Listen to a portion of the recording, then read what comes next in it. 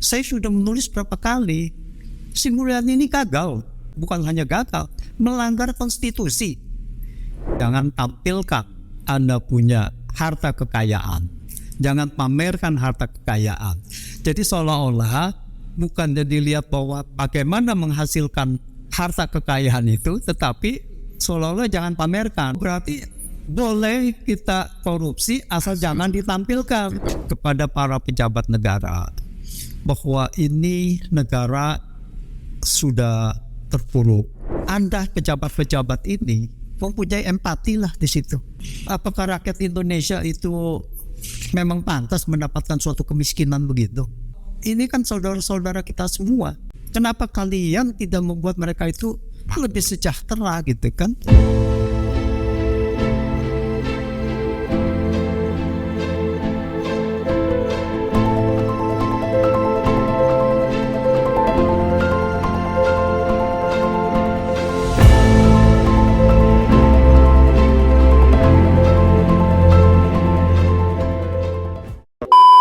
Baik teman-teman sekalian, kita senang kalau ngobrol sama Profesor Antoni. Karena apa? Semua jadi terbuka satu persatu. Karena itu saya sampaikan juga, Prof. Minggu lalu ada yang nge-WA saya. Dia protes dengan apa yang kita lakukan ini. Dia bilang, loh, Anda harusnya lebih mengapresiasi Sri Mulyani dong. Sri Mulyani kan sudah kerja keras. Masa Anda nggak lihat itu? Mulai zaman SBY sampai sekarang dan segala macam. Oh iya, kami akan sampaikan bahwa kami apresiasi termasuk kenaikan 11% BBM kita. Saya like dia ketawa. Tapi benarkah? Jangan-jangan kita ini orang sakit hati gitu, bro. Maksud saya agar kita tetap bisa punya pandangan yang baik dan memang diperlukan banyak orang bahwa ini bukan persoalan apresiasi atau tidak, tapi memang ada lubang besar di kementerian. Buktinya Bu Sri Mulyani nggak ngerti, betul nggak, bro? Pertama, pendapat orang itu bermacam-macam. Ada yang apresiasi Sri Mulyani, ada yang hanya apresiasi tidak melihat kesalahan, ya, atau banyak macam-macam. Itu hak seseorang. Kalau dia bilang dia mengapresiasi, ya silakan gitu. Tapi kan Anda tidak bisa menyuruh saya juga untuk apresiasi kan gitu. Saya mempunyai pendapat sendiri kan. Oke. Jadi itu pertama. Jadi ya yang lain kalau seandainya dia bilang ya apakah kita sakit hati di mana? Kan apa yang mesti disakit hatikan gitu kan? Nah, yang kita lihat adalah pembicaraan seseorang itu objektif apa tidak? Iya. Ya, berdasarkan fakta apa tidak? Kalau berdasarkan fitnah, nah itu baru boleh dikatakan bahwa ini adalah tidak benar. Sekarang ada kenyataan harta kekayaan Rafael Alun adalah sekian gitu kan. Ada 69 pegawai lagi adalah kekayaannya sekian, dan ada lagi yang 134 mempunyai sekian. Itu kan sudah terungkap bukan kita, oleh KPK. Kita sebagai warga, sebagai masyarakat hanya melihat dan menilai, ya kan. Apalagi setelah itu mencuat kasus yang namanya 300 triliun. Nah, ini luar biasa. Dan kedua adalah Sri Mulyani, saya sudah menulis berapa kali, Sri Mulyani ini gagal. Jadi di mana apresiasinya gitu? Siap. Gagal dalam arti bahwa dia ini tidak melakukan, dan bukan hanya gagal, melanggar konstitusi. Yang dikatakan APBN itu harus dilaksanakan untuk sebesar-besarnya kemakmuran rakyat. Nah, jadi kita lihat APBN 2022 saja itu bukan untuk kepentingan kemakmuran rakyat, karena ada defisit yang sedemikian rupa masih besar. Peluangnya untuk bisa digunakan ada 400 triliun yang harus bisa digunakan untuk membantu rakyat untuk sebesar-besarnya kemakmuran rakyat, tapi tidak dilakukan. Bahkan APBN 2022 itu adalah membuat masyarakat miskin bertambah. 200.000 orang. Karena PPN dinaikkan dan harga BBM dinaikkan. Ini adalah dari kebijakan fiskal yang katanya subsidi BBM sudah sangat besar sekali dan APBN akan jebol. Itu kan narasi yang digunakan, tetapi akhirnya kan sebetulnya tidak terbukti. Nah, ini adalah satu kegagalan dan bahkan melanggar konstitusi dalam kaitan tadi, dalam kaitan bahwa APBN harus dilaksanakan sebesar-besarnya kemakmuran rakyat, tapi ini tidak dilakukan. Nah, orang awam ini kan tak mengerti. Jadi biar saja ada seseorang untuk itu, ya itu riak-riak lah. Iya. Untuk itu, Prof, kalau kemudian ini kan Bu Sri Mulyani ini dipakai oleh dua presiden ya, dua presiden. Kalau dulu kita menarik ini ngomong tentang SMI ini ya. Kalau dulu zaman Pak SBY, ini menurut Prof bagaimana Bu Sri Mulyani? Bu Sri Mulyani ini salah satu sebagai yang bertanggung jawab atas penurunan tax ratio ini. Ini kan menunjukkan bahwa dia udah sedemikian lama, dia cuma jeda dari 2010 sampai dengan 2015 karena diselamatkan oleh Bank Dunia karena kasus Senturi tadi. Ya, Diselamatkan itu dibawa. Diselamatkan itu artinya Agar tidak jadi saksi ya, supaya kasus Bank Senturi ini lewat hilang. Ya kan?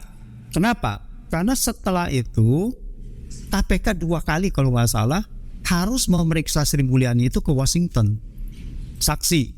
Oh, dia bilang nggak apa-apa gitu, tapi kan sangat merepotkan kan, dan nggak mungkin bisa lagi gitu. Jadi ini adalah diselamatkan. Kalau pada saat itu misalnya Sri Mulyani diduga dan KPK memutuskan bahwa dia adalah menyalahgunakan wewenangnya di dalam arti bahwa harusnya bailout Senturi adalah 632 miliar kalau nggak salah menjadi 6,7 triliun. Dia sebagai ketua KSSK, ketua komite singkatan saya lupa, stabilitas keuangan ya. Jadi dia itu untuk stabilitas keuangan. Dia ketua komite. Nah, ketuanya itu adalah bukan komite, ketua KSSK. Dia itu yang bertanggung jawab memutuskan itu. Nah, setelah itu kasus ini tidak ada. Nah, ini adalah suatu yang tadi saya katakan bahwa ini adalah suatu intervensi di mana proses hukum jadi tidak berjalan dengan baik. Dan saat ini keluar lagi setelah kasus Rafael Alun ini timbul, ya muncul lagi ke permukaan, lalu ada yang lagi membuka kasus Senturi karena tidak tuntas. Kasihan juga Ibu Sri Mulyaninya gitu kan. Nah, jadi kalau kita lihat dari dia sudah sedemikian lama, tapi kita lihat rasio pajak kita kok turun terus. Ya, dari puncaknya 2008 13,3% rasio pajak terhadap ekonomi, terhadap PDB, produk domestik bruto, lalu kemudian turun terus. Setelah 2015 pun sampai sekarang itu tax ratio masih turun, kecuali di tahun 2022 dengan adanya kenaikan harga komoditas. Jadi dari 11,4% tahun 2014 sampai dengan 2019, kita belum bicarakan pandemi lah, itu 9,8%. Turun terus. Jadi prestasinya di mana gitu? Nah, jadi kita bicarakan coba kalau dibilang prestasi, apa prestasi itu gitu kan? Jangan cuma dilihat permukaan ya. Hasil kerja ternyata ukuran semua turun. Ukuran semua turun gitu. Kalau kemudian ukuran situ aja turun dan sekarang ada masalah, menurut saya kalau dibilang ini administratif, dia juga nggak paham tentang bagaimana gerakan anak buahnya, kan makin repot ini. Benar. Jadi pada saat itu adalah satu adalah tupoksinya, pertama adalah yang paling penting yaitu kebijakan fiskal, harus dilaksanakan APBN sebesar-besarnya untuk kemakmuran rakyat, dan yang kedua adalah tentu saja bisa mengendalikan di dalam, karena dia juga bertanggung jawab, ada Direktorat Jenderal Pajak dan Direktorat Jenderal Bea Cukai di bawahnya, itu adalah kantong-kantong penerimaan negara. Nah, apakah ada kaitannya yang tadi bahwa rasio turun? Rasio penerimaan perpajakan itu turun dengan kebocoran-kebocoran yang sekarang ini mulai terbuka. Fantastis. Jadi seolah-olah pada saat itu adalah ada satu kasus yang terbuka, tapi ternyata kalau kita lihat terakhir ini adalah secara Frontal luar biasa. seolah-olah dilakukan secara kolektif kan gitu. Dan oleh orang departemen Oleh itu, iya. banget gitu. Jadi saya merasa kasihan sama teman-teman di pajak, di bea cukai gitu. Teman-teman saya ternyata sekarang harus diem atau menghapus semua unggahannya, posting-postingnya di IG. Kenapa? Kita dianjurkan untuk tidak posting apapun. Padahal itu sudah jadi kebiasaan mereka gitu. Artinya sudah jadi mereka kemana seperti kan. Dan ini juga aneh. Jadi seolah-olah begini, jangan tonjolkan, jangan tampilkan Anda punya harta kekayaan, jangan pamerkan harta kekayaan.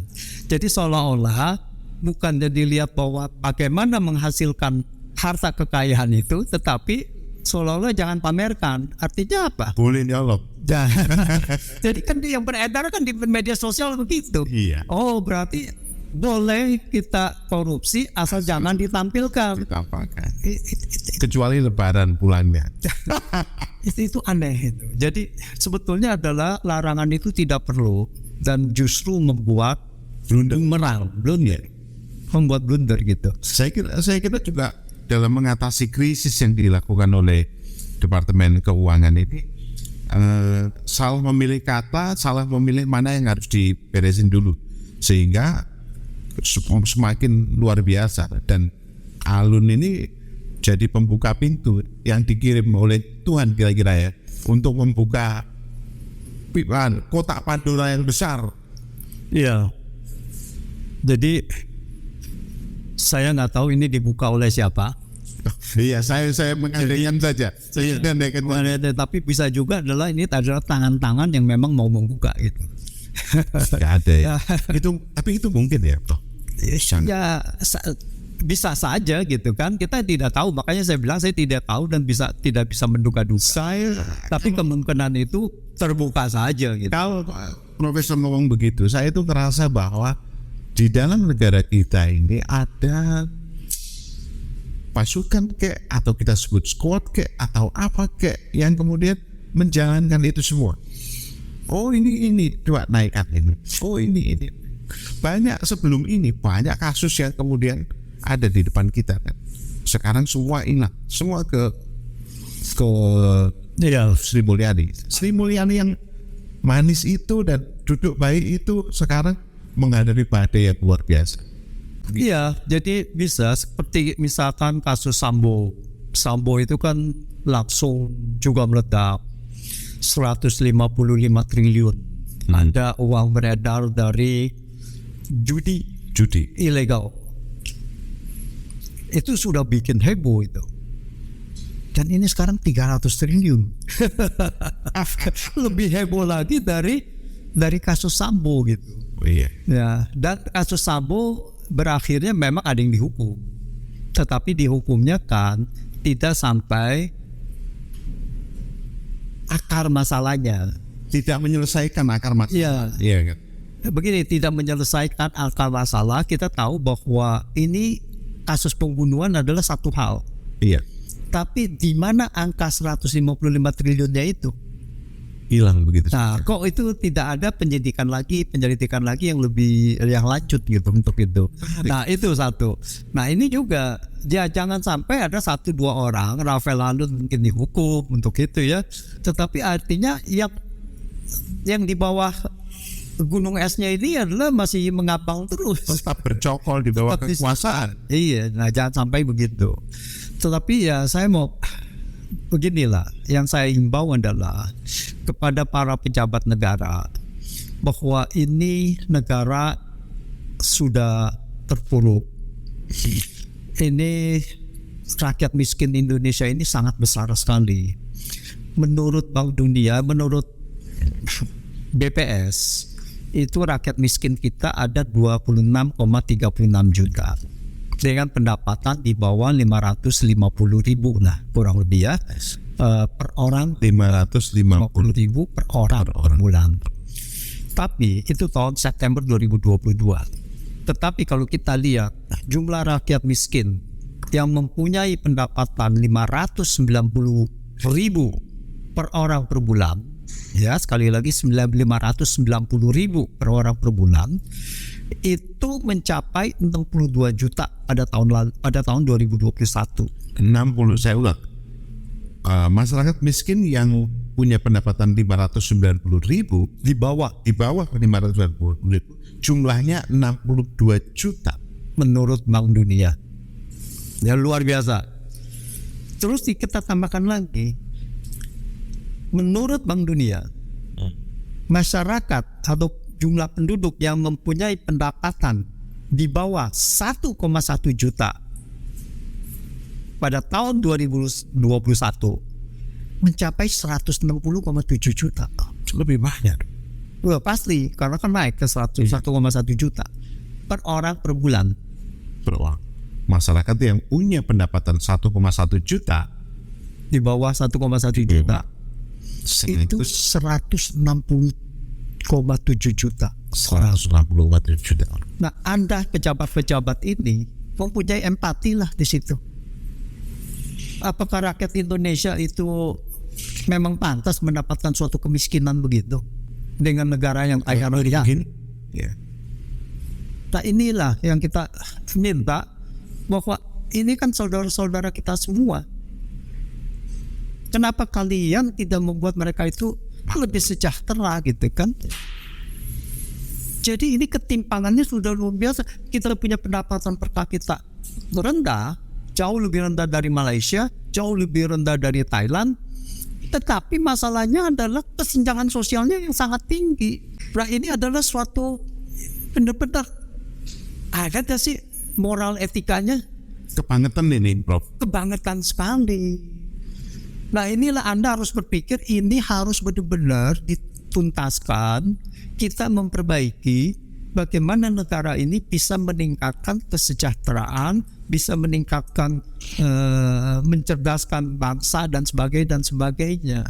Karena uang yang tadi itu sebetulnya bisa dibuat mendidik.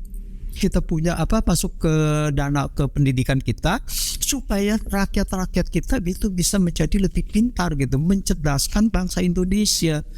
Nah, jangan memikirkan Anda itu kekayaan itu mau berapa banyak gitu kan, mau Anda uber sampai semana gitu. Perutnya cuma segitu-segitu aja. Perutnya cuma segitu-segitu aja gitu, dan mau diapakan? Masa sampai 37 miliar ditaruh di safety deposit? Itu kan mau diapakan setelah itu? Mau dimakan atau mau diapakan kan gitu kan? Belum lagi yang sewaktu dengan Gayus itu kan ada, ya ini kita juga belum tahu. Rafael kalau nggak salah di Angin Pra itu juga ada kekayaan-kekayaan yang disembunyikan, yang belum terungkap. Ada juga batangan emas-emas batangan itu mau diapakan itu gitu. Nah, Anda mempunyai empati lah terhadap bangsa ini, Bro, terhadap rakyat ini. kalau kita beragama, maka yang salah adalah pemimpinnya. Jadi dimanapun juga akan salah pemimpin. Apa yang akan Anda sampaikan kalau saya bilang begini, yang salah pemimpin? Ya, memang apalagi Presiden Jokowi pernah mengatakan yang ada visi misi presiden, tidak ada visi misi dari kementerian atau apapun gitu kan. Nah, disinilah ya visi misi presiden memang ada, tetapi yang terungkap adalah skandal-skandal yang sekarang lagi disidik ya, banyak lah ya, korupsi. Nah, di sini mudah-mudahan Pak Jokowi ya berani menangani ini, langsung membersihkan, langsung menugaskan Kejaksaan Agung. Kalau Kejaksaan Agungnya tidak mampu, ganti dengan yang mampu, karena satu-satunya adalah untuk membangun bangsa ini adalah penegakan hukum, dan harus dimulai dari, kalau kita bicara di kabinet, tangan kanannya itu adalah Kejaksaan Agung, ya, dan kemudian harus benar-benar dituntut untuk keadilan. Busuk itu selalu berawal dari kepala. Ya. Iya. Jadi kalau dalam Islam saya akhirnya mikir begini, oh bener ya, kenapa pemimpin itu harus pemegang amanah yang andal? Karena kalau dalam kayak begini ini udah, kalau dia lepas saja udah kemana-mana. Setuju. Baik Prof, kalau kemudian kita ngomong tentang bahwa ini sudah waktunya Presiden Jokowi mengambil sikap, dan sikap itu adalah mengutus mengutus kejaksaan untuk lebih terang benderang gitu. Karena PPATK pun Profesor udah gak percaya, iya kan?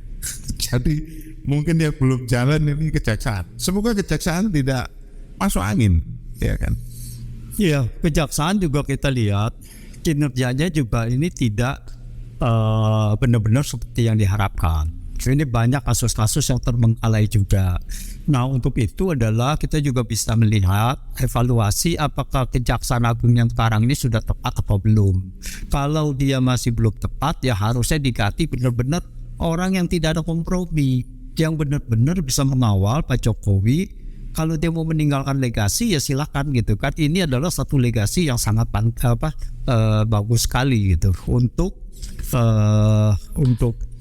suatu seorang pemimpin ya yang bisa dianggap sebagai pemberantasan korupsi yang sangat serius gitu. Ya contohnya pada saat itu Gus Dur kan dianggapnya sebagai mau memberantas korupsi benar-benar ya, dia sangat serius, dan itu tetap di mata masyarakat Bapak itu masih teringat gitu bahwa prestasi dari Gus Dur adalah, ya ingat tidak, bahwa itu dengan menugaskan Baharudin Lopa pada saat itu. Jadi suatu figur yang benar-benar dikenal tidak ada kompromi terhadap kebenaran. Kuncinya adalah di figur orang-orang yang duduk di situ. Semoga kita bisa menemukan lagi Baharudin Lopa yang lain yang membuat kita bisa duduk tenang. Dan sebetulnya banyak, tinggal mau apa tidak kan gitu. Indonesia itu tidak kekurangan dengan hal begitu gitu. Tinggal mau apa tidak menunjuk ke situ gitu. Persoalannya karena mereka juga harus bikin suatu pekerjaan ya untuk segelintir lah atau segala macam. Iya, jadi nggak gampang. Seandainya pun mau, itu banyak nanti pertimbangan janganlah ini jadi takut mereka tertangkap. Ya contohnya aja lah, KPK yang sudah independen aja dibuat sekarang itu kekurangan independensinya kan gitu. Jadi dengan undang-undang KPK 2019 itu yang jadi lucu gitu. Nah, itulah. Jadi sebetulnya kalau kita mau bicara orang sih banyak sekali yang mempunyai dedikasi untuk memang sangat setia kepada NKRI ini, kepada Republik ini gitu. Orang-orang ini yang berjalan dalam kesendirian dan selalu mikir bisa begitu ya Indonesia itu. Indonesia yang luar biasa, Indonesia tetaplah Indonesia menurut kita ya, saudara. Harusnya dicintai, bukan kemudian diporotin habis begitu, dan yang lain dibiarkan dalam kemiskinan. Menarik ya ngobrol sama Pak Antoni ini. Tapi inilah kenyataannya teman-teman sekalian, dan kita harus bisa mengatakan ya, bahwa meskipun itu sakit di hati, tapi kenyataannya. Terima kasih, kita akan bertemu kembali di next episode.